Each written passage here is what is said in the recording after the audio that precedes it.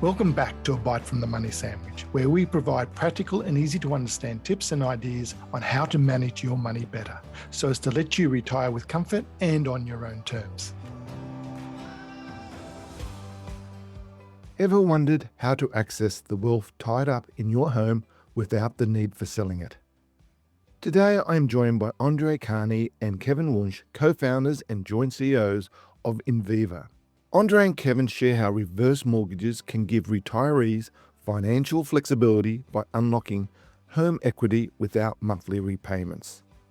They explain how borrowers can access up to 20% of their property's value at age 60 with no risk of owing more than their home's value.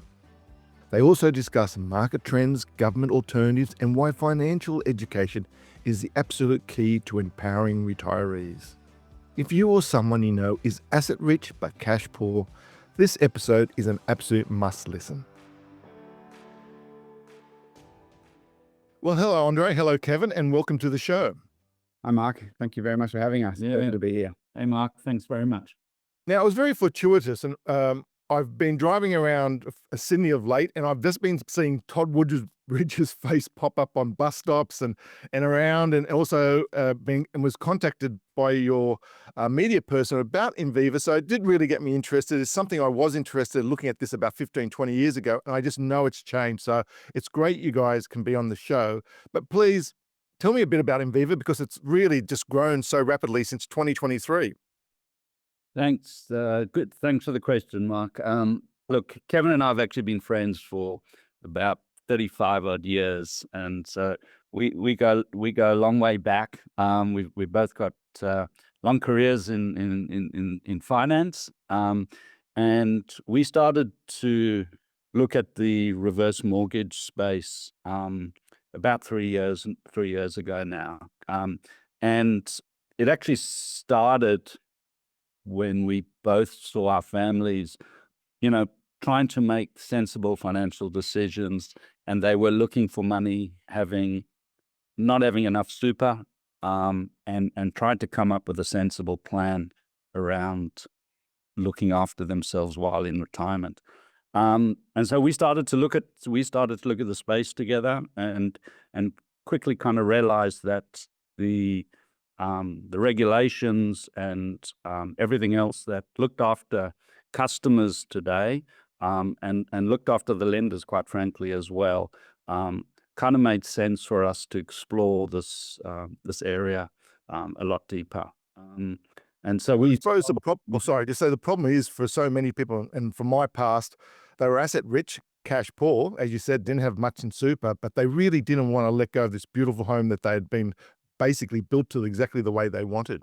Yeah, that's correct. So that's one of the main issues facing this part of the market. They are generally, as you say, asset rich, cash poor, but there are limited options once you get past the age of 55 in terms of how you can manage your financial affairs, particularly if you have limited superannuation. So a reverse mortgage is a terrific solution to that problem. And, so we saw a large market, and we saw, as Andre mentioned, that, from real life cases, that this was something that we needed and could solve with this product. And so we spent quite a bit of time understanding the market, assessing the new regulations, and that was a critical part for us. Was the historic product is very different to what exists right now, where it's controlled in the National Credit Code. With regulation, as Andre mentioned, it protects both the lender and the borrower. And that even playing field was very important for us in making the decision to start the business. And okay, so just a little bit more in depth on that, because that's really, your home equity release is different from the traditional reverse mortgages. Do you want to just, people listening to this want to have a financial background or degree? So just, in layman's terms, how does it differ, if you wouldn't mind? Yeah, look, I think, first of all, I'll just add one comment on to Kevin. I think customers often find themselves stuck with their existing bank, and those banking relationships which have serviced them for a long, long time. And they get to an age and stage where they are nearing retirement or in retirement, and the banks are typically not that keen to lend to them.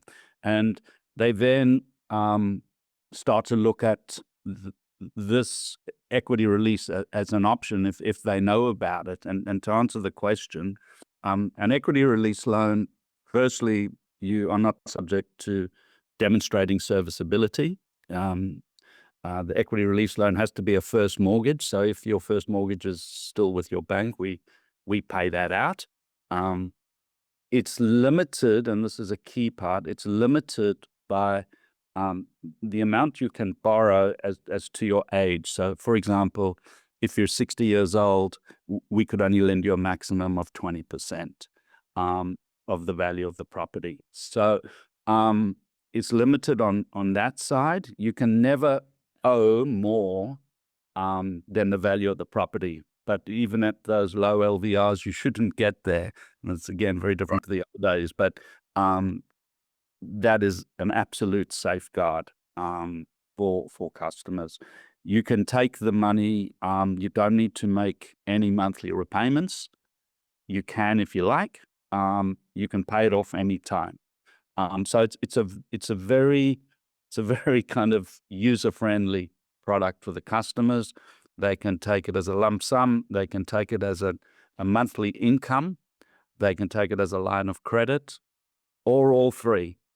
So it's a pretty flexible and user-friendly kind of package, if you like. Because I get that, your needs will change, whether it's, some people might want a bit of a top up of their pension or from their super, but then they've got to every 3 or 4 years fix up the house, whatever they think. And that lump sum facility, it makes sense. Yeah, and when you start digging into the used cases, a lot of those things that you've just kind of mentioned start to pop up. And life expenses come along that you need to assist children in getting into their first property. You need to look after yourself and your assets, and sometimes they need to look after parents that are potentially going into aged care. And I think the important thing about the product is the flexibility. Mm-hmm. So once we determine the amount we can lend somebody based on, as Andre mentioned, the regulations, they have the option as to how they want to receive the money. And so that gives them the flexibility in due course, should a situation arise that they weren't expecting, to manage their financial situation better. And so that flexibility and that solution approach is what I think differentiates ourselves and trying to help the customer. And that's critical. How big is the actual reverse mortgage market? I know it sort of dipped for a while, for a number of years, but it's now sort of, especially with the cost of living increases everyone's finding at the moment, especially retirees. But that's how big is the reverse mortgage market or home equity release? That's a good question. In terms of the product, it's been around for many, many years. So, the traditional product had a flurry in the late, I guess before the GFC. There were a number of lenders, many of whom still have a book of mortgages and people who are currently, being supported by those. So it's actually bigger than we would expect. So that, we don't know the exact number because a lot of these are somewhat dormant in the context that, these organizations are not actively lending. And so getting the published information is not available. But what we're seeing now is a significant increase. So one of the largest lenders has a book of around $2 billion. So we expect, it's already in the $3 to $5 billion range of current mortgages. But the number of Australians that are 55 and above is nearly 6 million. And so the potential opportunity to help that cohort is significant. Yeah, and definitely because a lot of the people there came to super late because, it's only been around. If you're in your 20s or 30s, your super at nearly 12% will be fine. But yeah, for a lot of people, my generation and older, just don't have that. So this is great because really so many people talk about downsizing, and the government has even helped with the downsize, a contribution so they can top up their super if they do that. But you must be fine. There's a lot of people who just don't want to sell. I think the government also came out, I know the government came out with their reverse mortgage as well, called the HEAS, which also follows the regulations, and they're much smaller amounts, but they've also done that. Yes, people generally want to age in place. They're comfortable in their neighborhoods and with the neighbors and where the shops are and so on, and as probably we all are.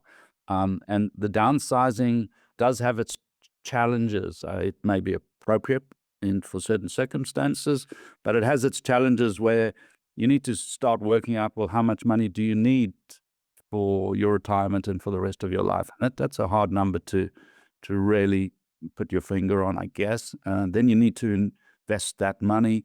And so depending how much that is and what the expertise is, you've got kind of that challenge, the cost of selling and then stamp duty of buying. So there's a lot involved in it. And I guess each person is different and their circumstances need to be looked at. And you also mentioned superannuation, and it is so true. You would be so very surprised at how many Australians above 55 have very little, if any, superannuation, because as you suggest, they were late to it. They've also started to use it to support themselves as they've got older. They've had access to it. During COVID, there was also a run on using superannuation to support people who couldn't work. So it's a surprising number of people that need a solution and don't want to downsize. And just from a practical side of it, the amount of people who said that famous old quote, you're going to have to take me out of here in a box.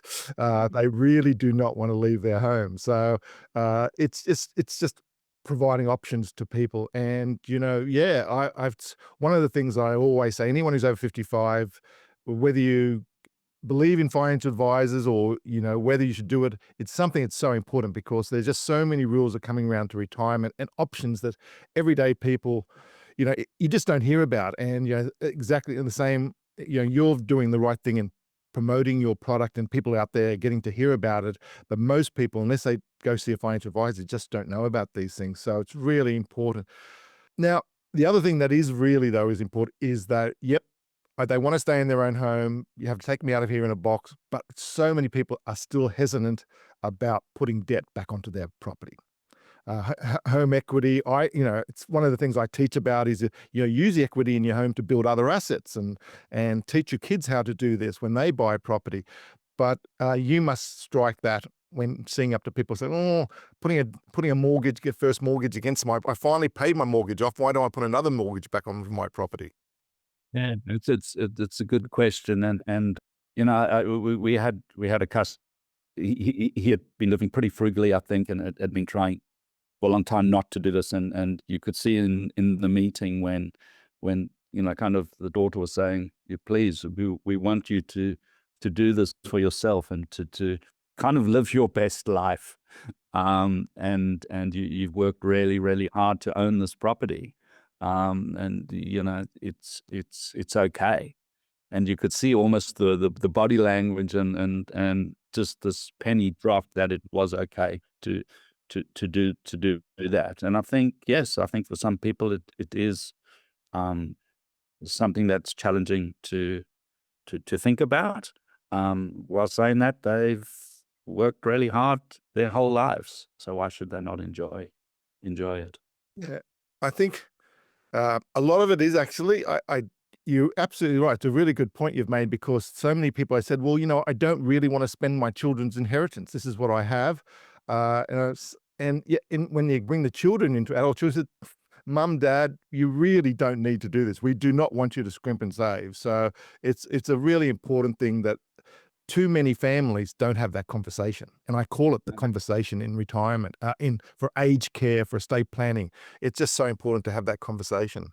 That is so true. So a major part of what we need to do is educate the market around the product, about the regulation, so people better understand why it is a good solution. And I think that's part. The other bit which you touched on, and I think is important for people to understand, is the kids have their own financial difficulties at times. And so if you're, in your 40s and you've got 3 young kids at school, there are massive expenses, cost of living's gone up, they've got their own mortgages. So if mum and dad have an asset which is available, they would much prefer the parents to sort their own situation out than have be reliant on the children. And that's something we're seeing a lot more. And Andre's example there of that use case was a particularly good one because it showed the release in terms of the father who had thought he was protecting the child, but the child was also much happier for the father to live his life and wasn't expecting because they didn't want the burden either way. So it was a solution for both sides of that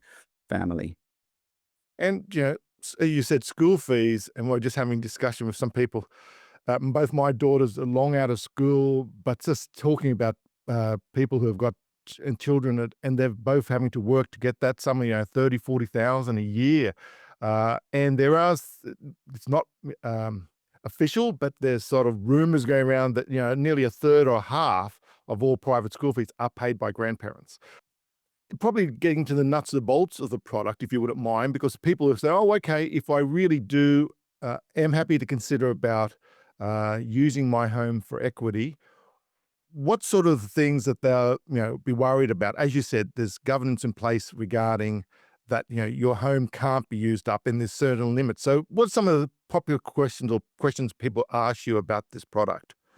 That's an interesting question. So obviously they want to understand the cost of the product and Sure. how, and in particular, if they're able to reduce the interest, which compounds by making payments. So we often have conversations which reflects on the flexibility of the product. So as you mentioned, you can take it as you want, but you can also make payments as you go, should you have the ability to do that. So it's very important for people to understand the flexibility of the product, their options. We also have the ability for people to come back for a top-up at a later stage if they require, and if the value of the property facilitates a larger amount or an increase in that. So people are very much wanting to understand the flexibility and when the loan is repaid, which is obviously a very important part of the conversation. And a reverse mortgage is repaid when the borrower or the youngest and last of the borrower leaves the property. And so that might either be because they sell the property,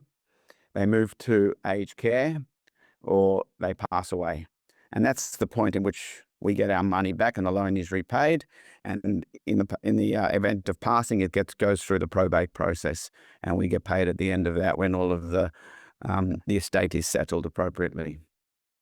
Okay, and and I don't know, but for the people I've experienced who are looking at this, who are needing the funds to top up their super pension or even government pension, they most likely aren't going to pay back for it. So it is a compounding interest effect, isn't it, on that loan? It is. It absolutely is. And we are at pains to make sure that everyone understands how that works. There's a government calculator where we send that to them and then run through that with them just to make sure that everyone understands that. Again, to borrow the appropriate amount for the right thing. So we are very conscious of making sure that the purpose is correct and makes sense. So there's kind of a lot of things to cover when you're assessing. We naturally, the customers want to see the valuation of the house, and so do we. So we have a calculator where people jump on and they see what the anticipated value would be, and given their age, what they could typically borrow. And then we start a conversation, or they put an application in. So that's Just to add to that, some of those disclosures that I mentioned are required by regulation. So in terms of the Money Smart calculator, we are required to provide people with equity projections as to what the loan would look like in different scenarios for that borrower over different periods of time. So that gives them an understanding of the implications to the equity value that they'll have in 3 years, 5 years, etc. So that's mandated by the law, and there are certain other disclosures. So it's very well controlled in that sense. The other important bit is we do have an obligation to be responsible lenders, and as part of that, whilst we don't check for serviceability because the loan is not serviced with interest being paid on a regular basis, it's important and a very critical part of our process is to understand the use of the facility and behavioral patterns and make sure that the loan is appropriate for the customer. And we look at things like vulnerability, coercion, because it's important to protect the borrower so they're not finding themselves in a predicament where someone is taking advantage of their financial situation and forcing them into a loan. So there's a lot of work that we do around assessing the appropriateness of the loan to make sure that it's suitable. Brilliant. And that's really important. And you were mentioning about the Money Smart website, which I think is just a gem, a hidden gem that very few people use, but it's just incredible. And it does have a reverse mortgage calculator on there, so that's great. That just reminded me, because I really, people should, if they're interested in this, they can go on, do their own research, do their own calculations. And it's also, I've always been an advocate. If you're going to make a major financial decision, you should get advice. You should just see exactly as you said, Kevin. Is this appropriate? What are you actually using this for? It's one thing I do, and it is one of the important things that it doesn't get brought up, because I did bring up the negative that yes, the loan will keep compounding because but of course your home will keep compounding. The value of your property will keep growing. And that's one of the really big things. People say, oh, if I downsize and I get something smaller, just to release the equity. Well, now you've got a much smaller home at a much smaller value in a lot of cases. Whereas if you had kept that, especially in Sydney, $2 or $3 million property, that will grow at a compounding rate as well. And that's right. You have a bigger asset, which, for most people will be capital gains tax free, assuming it's their principal place of residence. So you have a bigger asset base, hopefully growing in value and tax free. So that's kind of one of the things to really think through, together with what we chatted about earlier around the costs and challenges of the downsize, and how you generate returns on investments and things like that. So yeah. And just now, and I've seen, as I said, I first noticed it when I saw Todd Woodbridge's famous face on a bus stop. So these recently become your brand ambassador. So how did that come about? Well, tennis. Kevin and I are both big fans of tennis. We've both grown up playing it. We've grown up watching Todd and admired him. Mm-hmm. So there's your starting point. And when you look at his, I guess, his values and what you kind of see when he's talking, and kind of the respect, I guess, that you get from him, he seemed like a natural fit to our business and to our brand, where we absolutely are very, very conscious about doing the right thing by customers and ourselves with our people in-house.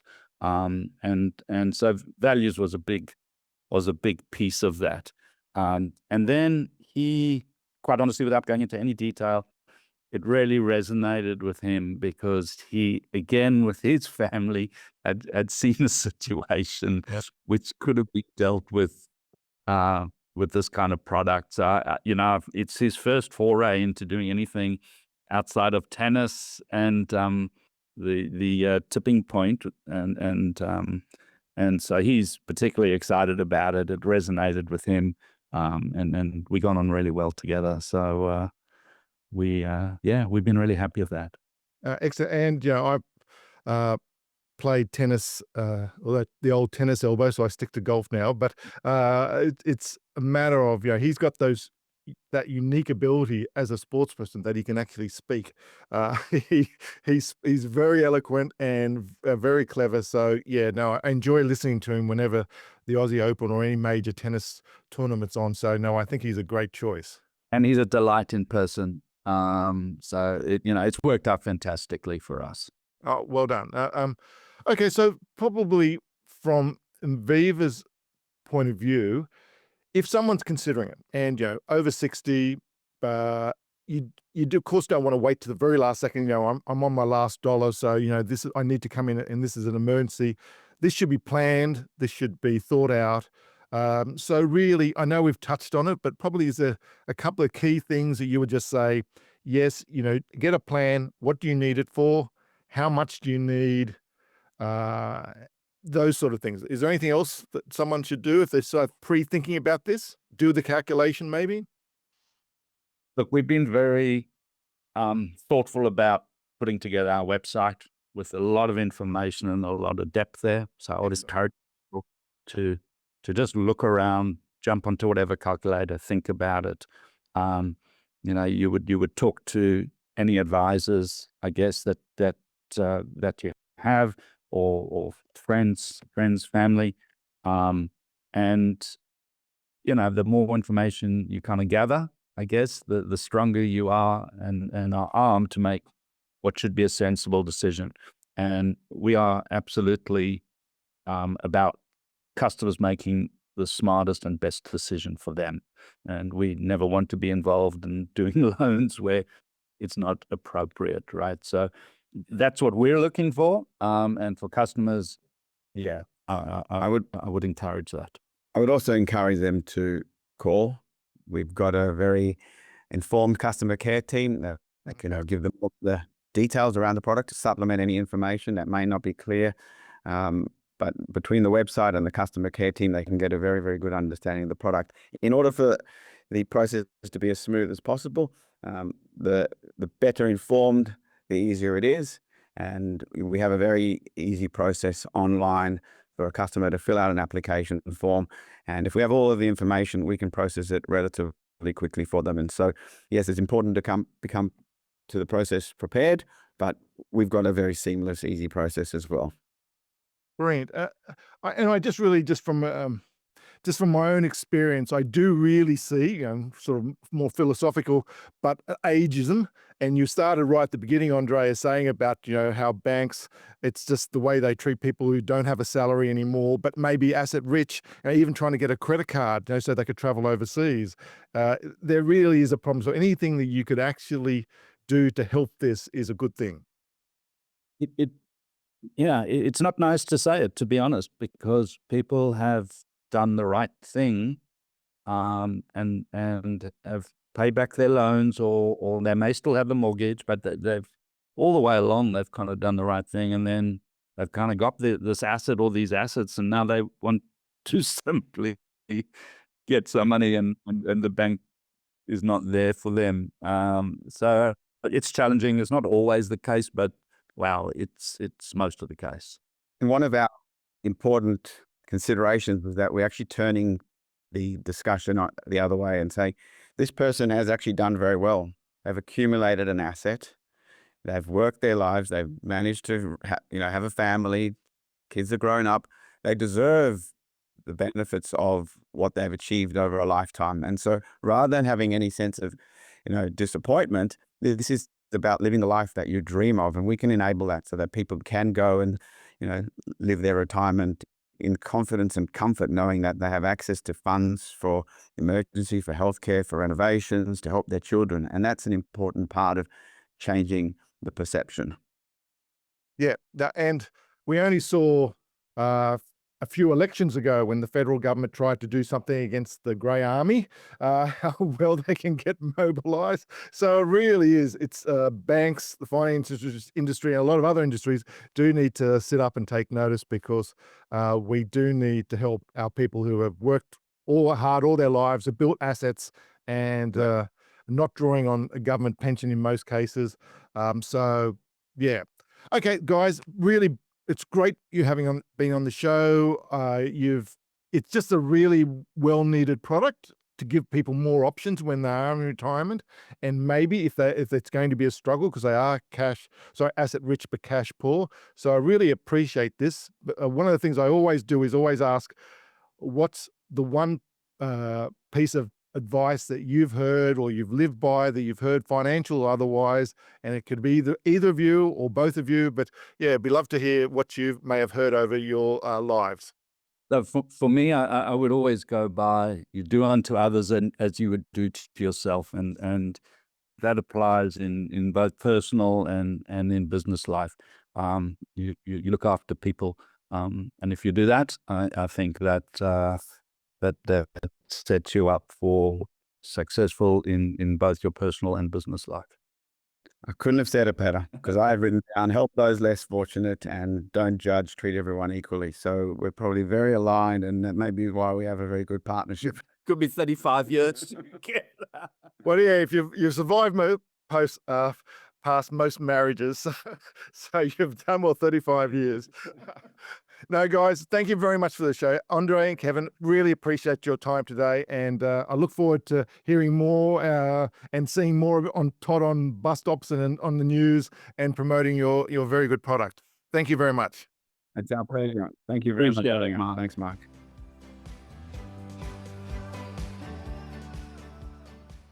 I hope you enjoyed this episode. If you'd like to know more about Andre Karney and Kevin Wunsh and Inviva, visit www.inviva.com.au or feel free to email me on admin@themoneysandwich.com or visit our website, themoneysandwich.com, if you have any questions or would like to learn more. Visit my website, themoneysandwich.com, for free templates, online calculators, and subscribe to our newsletter to help you now for a better retirement tomorrow. As with every podcast, this information is not advice, as not personalized to your own situation. And past performance is never guaranteed for the future. What we are trying to do here is to provide tips, coaching, and education to help improve your money knowledge, which we believe can only be a good thing. See you next time when we take another bite from the Money Sandwich.